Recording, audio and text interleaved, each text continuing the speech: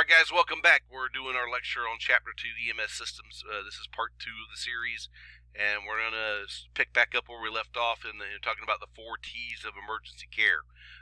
If you really stop and think about it, this is what we do. We get there, we find out who's the worst, we treat them, we transport them, and then we transfer care to them, to the next person. That is our job. That's what we're supposed to do. And I think a lot of times, by the way, we kind of forget about this step right here. This is kind of our primary function, folks, is to get the most critical patients to the hospital. Again, we're good at what we do. Part 2 to that, there are people at the hospital where they've got a lot more resources most of the time, and they can do more for the patients at those places. And again, they have the imaging, they have the lab work. So there's a lot of things that go into it that we don't have that, again, we need to get them to more definitive care. And transportation needs to be part of that. By the way, also part of that is that we understand that every now and then we have to stay on a scene and stabilize somebody.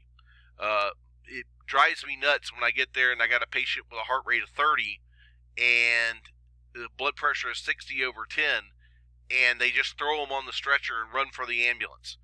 When you can correct that problem right there in the house, you start pacing the patient right then and there, you give them some sedative, you get their blood pressure up, you get it where they're perfusing. We don't leave them in a hypoxic state for 3 to 4 minutes while we quote-unquote get them to the truck. And the reason is again, I think that's also a little bit on the criminal side. You got to know when to stay and play. You got to know when to throw them on the stretcher and run. Okay, and again, just because they're unstable doesn't mean that you need to throw them in and run. Okay, I think that it's very dependent on the patient and the patient's condition. The overall answer of scoop and run doesn't work in all cases. Okay, so always remember that. Again, we also do public information and education. Again, we show them that, hey, rapid emergency care mortality rates for patients, we can show these people this, and we need to express why it's important to contact us and don't take it into their hands. Somebody having a heart attack deciding to, instead of calling 911 and getting an ambulance there within 7 minutes, and they're 45 minutes from a hospital, they decide to drive the 45 minutes into the hospital. And again, if you're right around the corner from the hospital, probably a good idea to drive to the hospital. Well, have somebody drive you to the hospital. Again, if you're farther away, probably starting care would be the better thing to do. So again, we do a lot of prevention as well. And again, notice car seat programs are kind of a big one. And actually, if you have not ever participated in learning how to do this, it's actually there's actually a small 2-day course that you actually have to take, but it will teach you the ins and outs of this. A really good course, by the way, and it makes you an instant success in the community, I will tell you that. So, effective communication. Yeah, we really need to get a lot better at this, and it starts with having good radio communication and a single control center. And hopefully we have that here in the county that we're in right now. But again, you got to have a good, solid coordination system and the communications. And I'll guarantee you, if you ever look at any disaster after-action review, I can 100% guarantee you one of the things that they're going to say is incomplete communication or poor communication or this communication system was inadequate. I guarantee you that phrase is going to be somewhere in that after-action report. So you have communication hardware and software, the medical communications, and the operational communications. Remember, we have different channels for contacting the hospitals. We have different channels, or we have actually phone calls that we can make to medical control and medical direction. This is the brain. This is the nerve center. This is where they're making their communication. Okay, this is a perfect example of that. I think that's the city of Ocala, or Texas, I think is the one that they got that from. Your EMDs, again, they send the ambulances. They start giving pre-arrival instructions. They are both medically and technically trained. And matter of fact, if you want to know, if you've not sat in a chair before and done emergency medical dispatching, you got to try it one time and see what true terror is. Again, there are interrogation protocols. Again, and we kind of stress that in EMD. We actually say verbatim what's on the card. And it works is the biggest thing that I can tell you. It actually works. All right, the educational instruction guidelines, these are actually produced by the U.S. Department of Transportation. They're the ones that set forth the standards about what you have to do. Now, again, National Association of EMTs, National Registry of EMTs, National Association of EMS Educators are helping shape those guidelines, but it actually falls back to the U.S. Department of Transportation. It's kind of funny because then education actually falls under the Department of Education. So it's kind of interesting how they've integrated these. And then Homeland Security is in there also, which kind of mucks things up a little bit. So you got a lot of agencies that have to do with the EMS and control of EMS. Now, accreditation. And again, I will tell you that the College of Central Florida is COAMP certified. Matter of fact, we're coming up on another review very shortly. Again, but we have to make sure that we have everything that we need in order to do this. All the proper facilities, all of the proper materials, we have financial stability. All of these things come into play when we're talking about that. CSPEMS, which is now CAMCE, it's a different accrediting body, but these are the ones that actually provide a standardization for your continuing education, okay? And usually, most places nowadays have to have the CAPSE certified behind them in order to be considered an actual viable, these are nationally recognized continuing education units. Now remember, we are certified. We are not licensed, okay? License is an occupational registry. The certification, it means we grant the individuals have met its qualifications. In the state of Florida, you are certified. You actually work under the medical director's license. Being registered, that's the name or essential information within a particular record. By the way, you're a nationally registered EMT. That means that you have met a certain standard according to that agency. The state of Florida uses National Registry as their testing measurement, okay? That's what they use.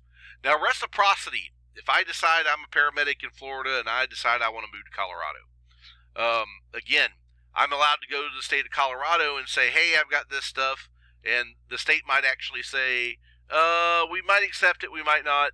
A lot of them do accept National Registry, by the way. 38 states now allow either you to test against their test, or they simply offer reciprocity, which means if I'm a paramedic in Florida, I go to the state of Colorado, I'm nationally registered, boom, I am a paramedic in Colorado.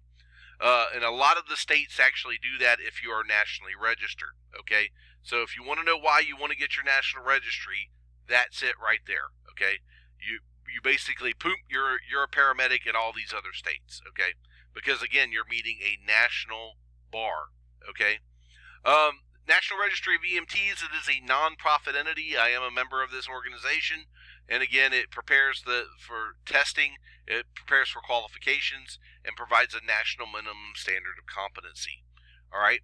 Again, some other technical organization, National Association of EMTs, the Search and Rescue has their own organization. The NEMSI, again, is the EMS Educators, and the EMS Physicians have their own group. And I can tell you that these two work together, and these guys have a lot of stroke about changing things. You got your flight paramedics as well. You got your EMS managers have their own little group, and again, your training coordinators for the states, they also have their own council. And these guys are usually very influential in changing national policy. Policy then filters down to the states. And actually, if you've screwed up in the last couple of classes, and I've had to unlock FISDAP for you, yeah, these are some of the sites that I go to say, hey, why don't you tell me about XXX article? So guys, again, these are different journals and magazines. It's a great way to stay current in the field. So all of these different genres, they have these there. And again, of course, we got the wonderful interweb. And again, this allows us to do. It was so funny. I actually recertified last time using a lot of free CSPIMS approved courses that were online. A lot of these places have grants where they're able to offer CEUs. So guys, it's a great way to stay current, all right? And again, remember, in the state of Florida, you got to have 32 credits every 2 years, okay? So 16 hours a year is what you have to have in order to go on. So your patient transport, again, that is our job, whether it be by ground, fixed wing, aircraft, rotor wing. So all of these vehicles, by the way, in the state of Florida are licensed, and they have to be inspected every year. One of our lead instructors here became one of the state inspectors, and that's her job. She goes around inspecting these different agencies and inspecting the different trucks. They have to meet minimum standards, whether that be a transport, non-transport, fixed wing, rotor wing. All of these are required to do that. Now, again, we use the fixed wing aircraft usually for your more long distance transports, where again it's usually out of the rotor wings range. Again, the good news is there's a lot of rotor wings now that have a good 400, 500, 600 mile range, and so they'll use those. Now, the different types of ambulances, we got three basic ones. Again, the conventional one has a conventional cab and chassis with a box mounted on the back. The Type 2 is just a van ambulance that has been integrated, and they've raised the roof. And again, this is the example of a Type 1 ambulance, even though they will kind of refer to this one as a heavy. Usually they use a F-350 or an F-450 or a pickup truck, a heavy pickup truck. But again, it puts a lot of weight on the back of these things. So, and the heavies are really popular. These guys usually last around 500,000 miles if they're maintained correctly. These guys, on the other hand, yeah, they're great. They're really fast. They're bouncy. It very much has a limited amount of room. A lot of more of your private services have the van type ambulance. And then the Type 3, they actually, they will do that where they kind of hybrid the two. So again, this is an example of a Type 3 ambulance. And actually, the Type 3 has more of the van-looking type. Not this. I would say this is more of a Type 1 ambulance, not a Type 3. And then again, these guys here, they actually have a big heavy. Look at the size of this thing. I know Shandscare 15 was like this. Again, we housed the crew up front, but man, this thing turned on about a $50. Not on a dime. It turned on about $50. I mean, look at the wheelbase there, huge. Okay, so this is an example of a diesel unibody. All right, and it's popular because of the cost. Okay, so again, that's why they use them. Levy County had these with the boxes on the back, and actually, they weren't half bad. But the problem was, again, the Mercedes engine. The problem was we didn't have mechanics to be able to fix them. Now, appropriate receiving facilities, got to go to the right place, right? Take the patient where they're gonna get fixed, okay? Trauma centers, again, and there's levels of trauma centers. There's specialty facilities. The good news is, by the way, Shands Gainesville's got all of them. Versus other places, you got to know what they're able to do. About the only thing that Shands can't do is hyperbarics. That's about the only thing that they can't do, and they got rid of their hyperbaric chamber. So, give you an example. Mutual aid. Basically, you're calling for help. You're crossing a geographical, political, or historical boundary, and usually there's an agreement ahead of time, and we use the incident command system during these times, okay?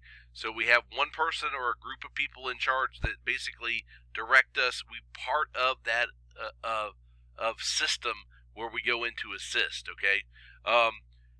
One of the biggest things is you're not technically, I know that like in the state of Florida, if your local medical director says you're a medical director for me, I can't just go and I can work in Levy County, but if the second I drop into Marion County, I can't do anything in Marion County. I can't do anything in Citrus County unless they have activated that mutual aid agreement or I'm working for an agency and have been asked to help. So remember that, and make sure that you understand that concept completely. And we'll go over that a little bit more medical legal. The point is that once you cross that line, it gets a little bit interesting. Better not to do advanced level care in that case until you are approved in which to do it. When I say that, by the way, I'm not talking about when you're on duty. I'm talking more of the off duty. It's probably a better idea to do basic level skills while you're off duty. You're opening yourself up for incredible liability by doing something more advanced. And matter of fact, you shouldn't have advanced stuff on your truck, on your person, because quite frankly, it requires a doctor's order and a prescription, and boy, you are asking for trouble by having that stuff even on you. Quality improvement. I come from a quality improvement background, okay? And again, it requires your leadership to be on board. You look at the data, you look at what's going on, and then you devise a way to make things better. And this is the part of the job I actually love to do, because I used what I saw was wrong with the data to develop teaching programs for the crews to where it improved their response and improved how they did their job, okay? And by the way, nowadays, there is plenty of data out there. When you're doing your run reports, when you're inputting that stuff, you're inputting data points, and it allows your management and the state and the national level to make decisions about what we're doing. And it is so very important. By the way, those decisions usually come with money, okay?